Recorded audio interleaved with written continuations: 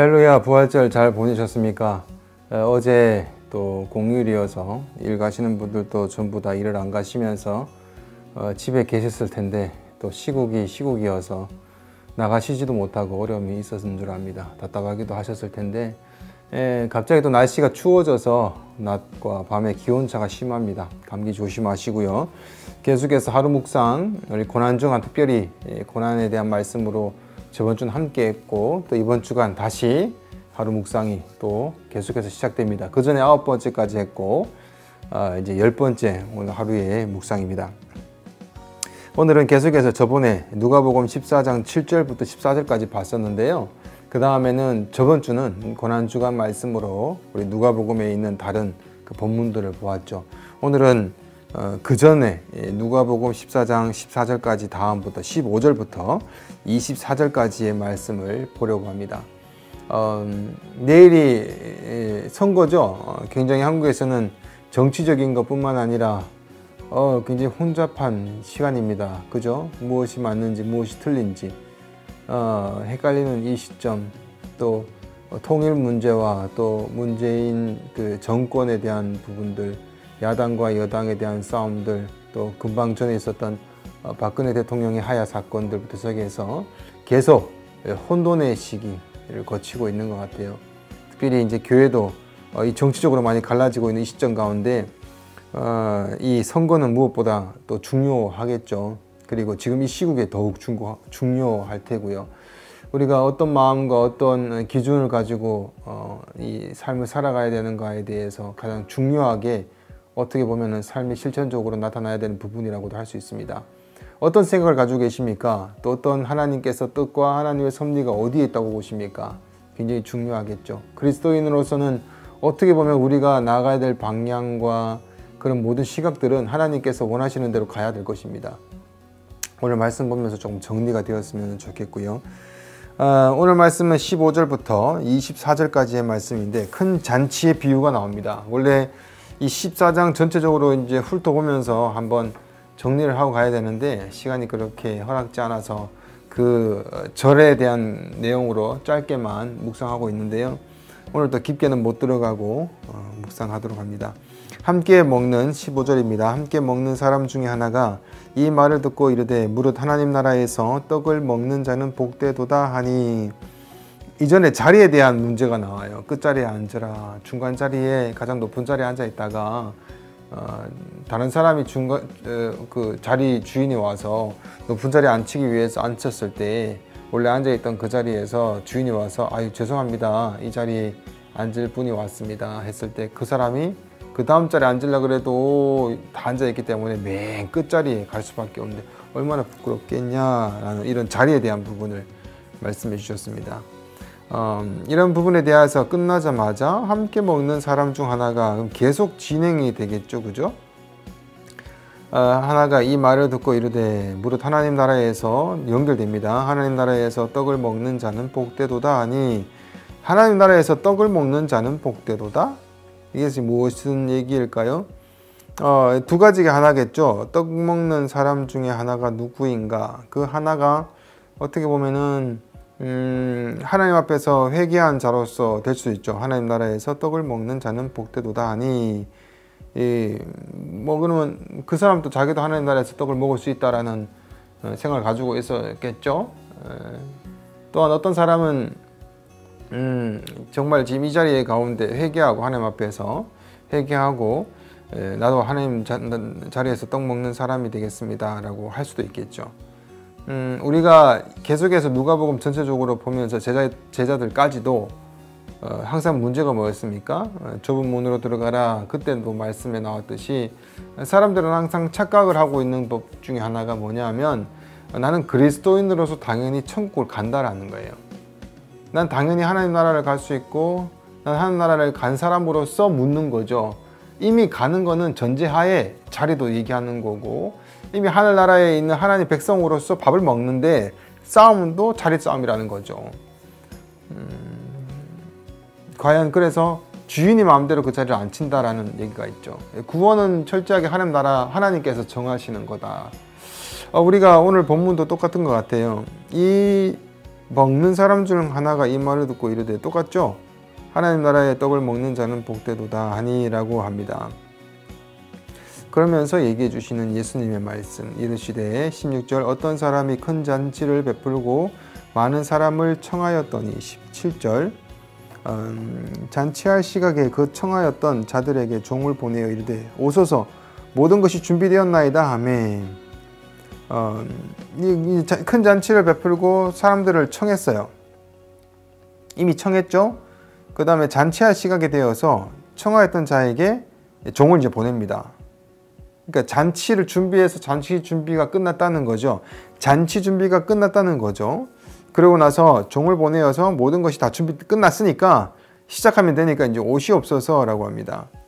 근데 18절에 보면은 다 일치하게 사양하여 한 사람은 이르되, 나는 밭을 샀음에 아무래도 나가보아야 하겠으니 청컨대 나를 양해하도록 하라 하고, 이 말은 이미 청하였던 알라둥 카르테가 날아가서 초대장이 날아가서 초대를 했고, 그 초대에 응했던 사람의 자리가 비어있고, 빈자리에 올 사람에 대해서 누구누가 온지 정확하게 그 빈자리에 다 있지 않습니까? 자기 자리가. 그래서 그 자리에 청하려고 종을 보냈는데, 나는 지금 첫 번째 사람을 이렇게 합니다. 다 사양을 했어요. 난 다 안 됩니다. 시간이 안 됩니다. 이미 얘기됐는데도 불구하고, 첫 번째 사람의 이유는 밭을 샀는데 아무래도 나가봐야 되겠다. 이게 좀 뭐가 좀 안 맞죠? 왜냐하면은 밭을 다 보고 나서 마음에 들고 고민해서 밭을 사는 거지, 땅을 보지도 않고 사다 놓고 내 땅 샀는데 보러 가야 되겠다. 말이 안 되는 말입니다. 두 번째 사람을 볼까요? 19절, 또 한 사람은 이르되, 나는 소 5 겨리를 샀음에 시험하러 가니 청컨대 나를 양해하도록 하라 하고, 이 사람도 좀 재밌습니다. 소 5 겨리라면 10마리입니다. 2마리 소가 끄는 이제 큰 쟁기이기 때문에 2마리 소이기 때문에 5이면 10이 되겠죠. 이 10마리 소를 샀는데 시험을 이제 합니다. 원래는 소를 사기 전에 튼튼한가 보고 다 테스트한 다음에 그 다음 소를 사야겠죠. 근데 소를 산 다음에 이제 와서 테스트를 한다는 거죠. 좀 이상하죠. 그 다음 20절에 또 한 사람은 이르되, 나는 장가 들었으니 그러므로 가지 못하겠노라 하는지라. 장가를 드는 사람, 장가를 들자마자 결혼한 사람은 전쟁에도 나가지 않습니다. 일에도 쉬게 되어 있습니다. 힘든 일을 하지 말게 되어 있어요. 온 가족에만 집중하게끔 되어 있습니다. 하지만 이 자리는 잔치의 자리입니다. 노동의 자리도 아니요, 그런 자리가 아닙니다. 그래서 이것도 조금 이상합니다. 그럼 결국은 이 세 사람은 얘기했던 것은 뭐냐면요, 결국은 핑계를 댄다라는 것으로 결정할 수 있겠죠. 이런 결정 앞에서 집주인이 이렇게 합니다. 여러분 아시겠지만 이 천국 하나님의 나라 잔치겠죠. 구원받은 자들이 올 수 있는 자리겠죠. 그거는 전제하에 가는 겁니다. 21절에 종이 돌아와 주인에게 그대로 고하니, 이에 집주인이 노하여 화가 납니다. 그 종에게 이르되, 빨리 시내의 거리와 골목으로 나가서 가난한 자들과 몸 불편한 자들과 맹인들과 저는 자들을 데려오라 하니라. 여기서 언급됐던 가난한 자, 몸 불편한 자, 맹인들, 저는 자, 이들은 바리새인들의 그런 관습과 기준의 가운데는 초대받을 수가 없는 자들에 대한 부류예요. 근데 이 사람을 데리고 오라. 그다음에 22절에 종이 이르되, 주인이여 명하신 대로 해서 데려왔는데도 불구하고 아직도 자리가 남아 있습니다. 이게 뭐냐면요, 사람들 다 불러왔는데 100명짜리 해놨는데 80명 왔는데 20명짜리 비었습니다. 이 얘기가 아니에요. 사람 각자의 자리에, 그 각자 자리에 온 사람의 자리가 비어있다. 그 사람 자리가 비어있다라는 거죠. 올 사람이 안 왔다라고 얘기를 하시는 부분입니다. 그랬더니 23절에 주인이 종에게 이르되, 길과 산 울타리가로 나가서 사람을 강권하여 데려다가 내 집을 채우라. 내가 너에게 말하노니 전에 청하였던 그 사람들은 하나도 내 잔치를 맛보지 못하리라 하였다 하시니라 라고 합니다. 청하였던데 거부했는 자, 예수 그리스도의 복음을 가지고 십자가에 못 박혀 죽으심에 대한 소식을 전하였고 모두가 들었는 것은 초대입니다. 하지만 거부했던 자들은 그 자리에 맛볼 수가 없겠죠, 당연히. 그리고 비어있는 사람, 와야 될 사람, 왜냐하면 구원은 택함 받은 자들이 오는 것이 않습니까? 그 택함 받은 자리가 비어있으니 너희가 길로 산 울타리로 가서 강권하여 강하게 권하여서 데려다가 내 집을 채워라. 이것은 강력한 명령입니다. 나가서 데리고 와서 내 집을 채워라 라는 것입니다. 예수님의 강력한 이 복음 가운데 하나님의 마음을 전하시는 것이죠. 하나님의 마음을 얘기합니다. 계속해서 우리가 하나님의 마음을 보고 있는데 어떻습니까? 내 집을 채우라는 것이 하나님의 말씀이고 명령이십니다. 그래서 나가라 라고 명령하십니다. 하나님의 눈이 어디 있는지를 우리가 지금 보았습니다. 우리가 복음을 증거하는 것이 제1순위가 되어야 됩니다. 내가 복음을 들은 자라면, 우리가 부활절에도 묵상했듯이 우리가 복음을 든 자라면 나가서 이 집을 채우는 것이 첫 번째 우리가 맡은 사명입니다. 구원받은 자가 행해야 될 그 사명대로 우리가 오늘 하루도 살았는지 되돌아보시고 앞으로 살아가야 됩니다. 내일 투표하는 것도 동일합니다. 복음을 전하기 위해서 내가 누구를 찍어야 될까라는 것이죠. 어떻게 보면 기준이 이 기준밖에 그리스도인들은 없는 것 같아요. 복음으로 봤을 때 누구가 맞겠는가. 기도하시고 또 투표를 하시기 바라고요. 또 우리가 동일하게 지금 각자의 처소에 다 있는데 답답하고 또 여러 가지 막혀져 있는 상황 가운데 있지만 우리가 봐야 될 것이 무엇입니까? 하나님의 눈과 마음과 뜻을 우리가 가지고 나아가라 라고 했을 때 하나님 이 코로나 때문에 복음을 전할 수 있는 시간이 줄어들고 있는데 어떻게 하면 될까요? 기도해야 되지 않겠습니까? 하나님 하루빨리 종식시켜 주세요. 그래서 우리가 복음을 전할 수 있도록 인도해 주세요. 이런 기도가 먼저 나와야 되지 않겠습니까? 우리가 먼저 해야 될 것이 무엇인지를 구분하시고 주의 복음 안에 내가 그것에 집중하여서 있어야 되는 것이지 다른 것들이 2위로 올라가서 하나님 내가 먹고 살아야 되니까 빨리 코로나 없애주세요. 하나님 내가 지금 입시를 봐야 되니까 코로나 없애주세요. 물론 이것도 세상적으로는 맞는 기도일 수 있습니다. 하지만 주의 뜻대로 하는 기도는 달라야 되지 않겠습니까? 주여 복음을 증거해야 되는데 그러기 위해서 내가 공부를 하고 준비되는 자로서 보내심을 받고자 하는데 하나님 나를 학교로 보내시고 나를 다른 도시로 보내시고 나를 준비해 주셔서 잘 준비돼서 주의 복음 위해서 하나님의 사람으로 설 수 있게 해주세요 라는 기도가 되어야 되지 않겠습니까?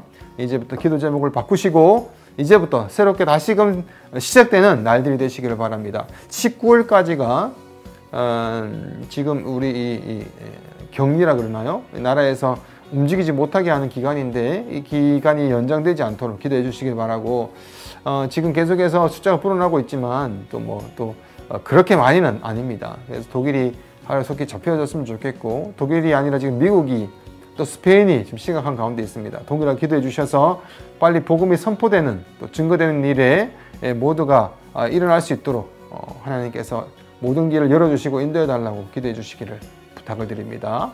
기도합니다.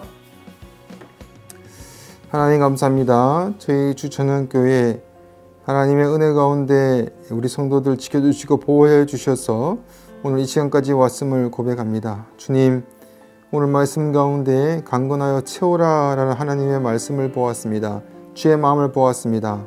저희들 우리의 삶 또 해야 되는 여러 가지 일들 또 각자 돈 벌고 또 생활에 나가야 되기 때문에 힘들게 싸우고 나가는 그런 삶들 주님 그 모든 삶에 우리가 먼저 우선시 되어야 되는 것 바로 주의 복음을 증거하기 위해서 우리가 살아감의 목적임을 꼭 잊지 말고 바로 세워질 수 있도록 인도해 주셔서 이번 코로나 사태부터 시작해서 내일 선거 모든 일에 우리가 모두 다 하나님의 말씀 복음 전하는 일이 우선시 되어서 복음을 위해서는 내가 택하고 복음을 위해서 살아갈 수 있게 해주시고 복음을 위해서 열심히 내게 도와주시고 복음 때문에 이 코로나가 빨리 끝내야 됨을 우리가 알아서 기독해 하여 주시옵소서. 모든 곳곳마다 복음이 먼저 서갈 수 있는 우리 성도들을 각자의 삶이 되게 하실 줄 믿사오며 감사드리며 예수님 이름으로 기도드립니다. 아멘. 네, 그러면 오늘 또 수고하셨고 오늘 또 마무리하실 때 깊이 묵상하시고 8시에 기도 잊지 마시고 또 우리가 내일 또 뵙도록 하겠습니다. 우리의 기준을 바꿉시다. 복음을 들고 나가시는 모든 삶이 되시고 또 모든 기준과 목표와 목적이 되시기를 축복합니다.